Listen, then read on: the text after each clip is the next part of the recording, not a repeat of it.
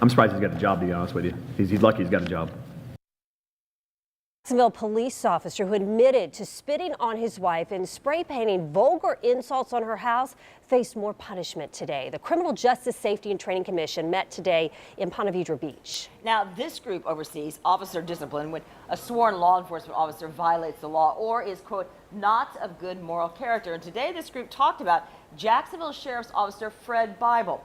First Coast News investigative reporter Ann Schindler broke the story of Officer Bible and was at that commission meeting today, and she joins us now. Ann.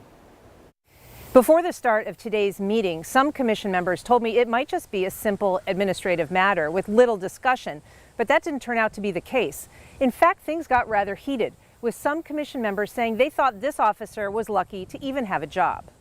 Officer Fred Bible did not show up today. His lawyer, police union attorney Phil Vogelsang, spoke on his behalf. She was supposed to be home. He went by because he had a suspicion. Bible's explanation for the conflict, that he'd found his wife with another man.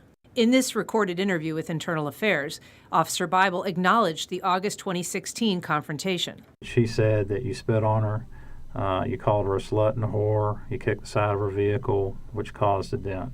I think I kicked it twice. Kicked it really good. Put a big dent in the side of it. According to police reports and court records, Bible used JSO's proprietary database to stalk the man he'd spat on. He spray painted the word whore on his wife's car and garage. He cut up her underwear and urinated in her shoes. Bible admitted all of it, except the underwear and shoes. And he said things could have gotten much worse.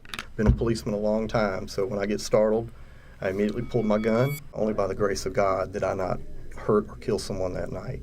Bible's attorney argued he showed restraint. So for him to hold restraint enough to simply shout at them with the allegation of spitting on each of them, if that isn't quality restraint in this case, then I don't know what would be. Regardless, commissioners found his behavior egregious. I just didn't agree with the amount of days that, and I believe it's 15 days. This is an ongoing thing where he's basically stalking her, his wife, trying to figure out if she's having an affair or not. He was in uniform, he was on duty, he was not where he was supposed to be.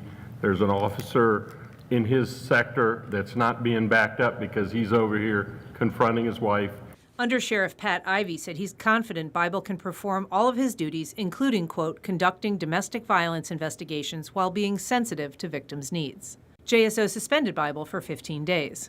But the commission said that didn't send a strong enough message. We need to set an example. He not only did he misuse NCIC, FCIC databases, but he misused his uniform, his badge, his power, and embarrassed this profession. In the end, commissioners voted to give Bible an additional 15-day suspension. With photojournalist Jeff Renfro and Schindler, First Coast News, on your side.